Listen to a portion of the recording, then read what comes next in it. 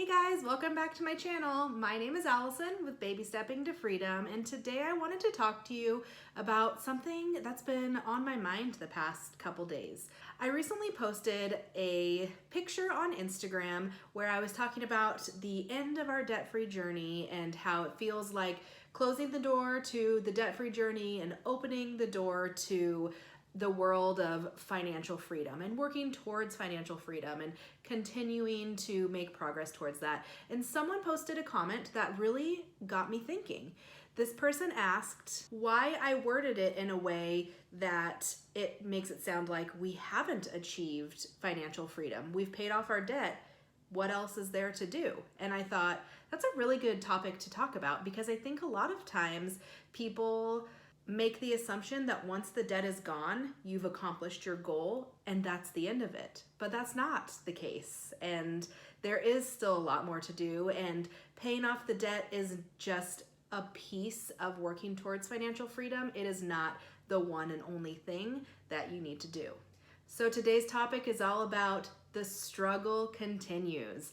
We are not financially free now that we have paid off our debt. We are still working towards our financial goals. We're still making progress, but we're not there yet. We are not living the life of luxury now that we have paid off our debt.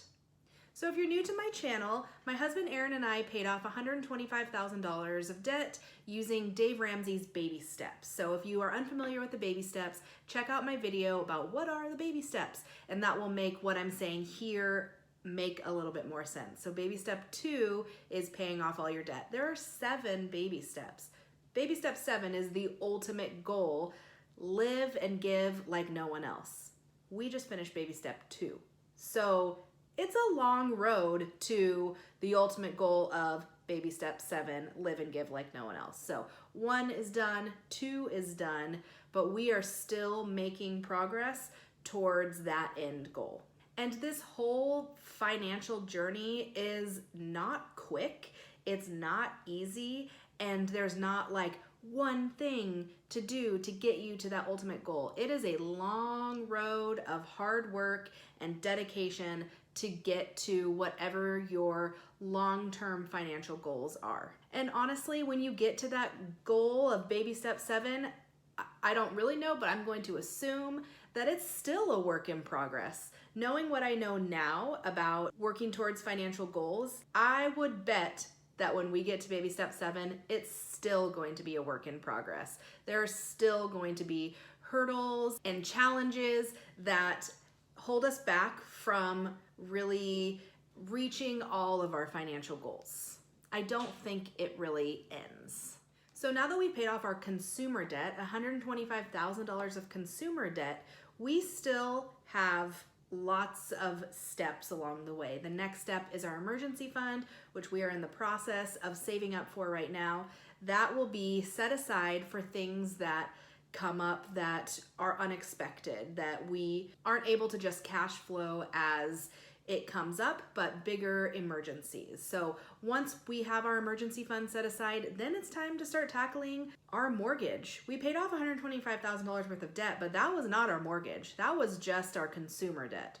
We still have the mortgage to pay off. We still have some debt, and we still have a mortgage payment, and that's just one more thing that will get us closer to our ultimate goal.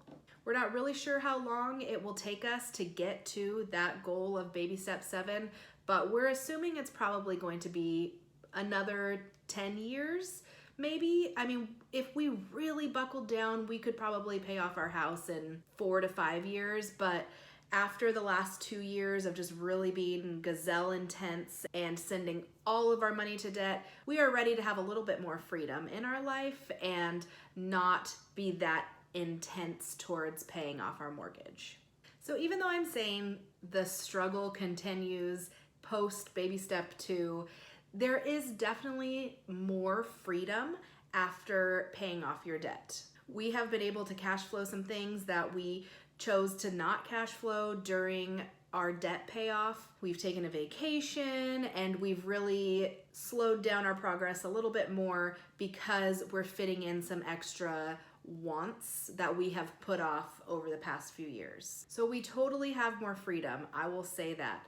But it's still difficult, and we still have to continue to make intentional decisions and weigh the pros and cons of spending money. It has been a hard mindset shift to go from all of our money going to debt and being as intense as we could to paying off massive amounts of debt, to now having to decide what we want to spend our money on, how much we want to save, because we can kind of move at a different pace towards these next few goals. One thing that we are kind of working through right now is almost the guilt of spending money. We have been so focused on not spending money and cutting back expenses and being as intense as possible on using very little money. And now there's a little bit of guilt when it comes to spending money.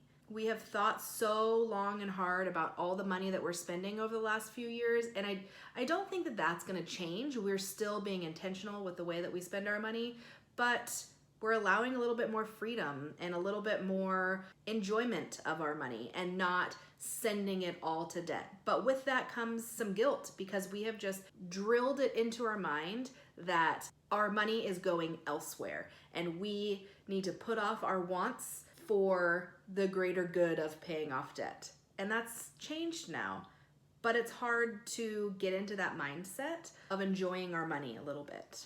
All in all, our spending and saving habits have definitely changed drastically from the time that we started our debt-free journey and started this paying off debt process, but it's still a constant struggle to make good choices and decide what we want to spend our money on and what we don't want to spend our money on. So post baby step 2 life is nice. It is awesome to be able to keep our money and to not have to give it to other people and pay interest and do all this stuff, but it's still a struggle. We thought we were going to be moving a lot faster towards our baby step 3 goal, and then we started realizing, oh, we can spend a little bit of money. We can get some things that we want. We can go out to dinner a little bit more. We can buy little indulgent things here and there. And now we have to make the decision of spending versus saving. Before it was spending versus spending on debt. Now it's spending and saving. And it is difficult. It's still difficult.